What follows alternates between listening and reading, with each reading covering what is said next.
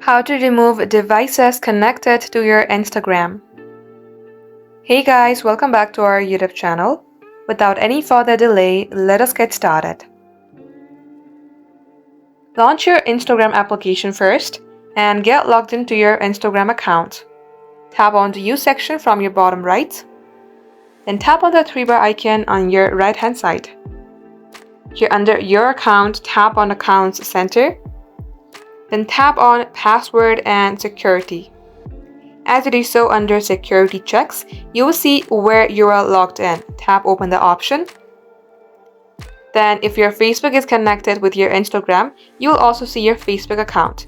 Let's go ahead and just tap on Instagram for now. As you do so, it will show you all the locations where you are logged in, meaning that it will display all the locations where you have logged in your Instagram account.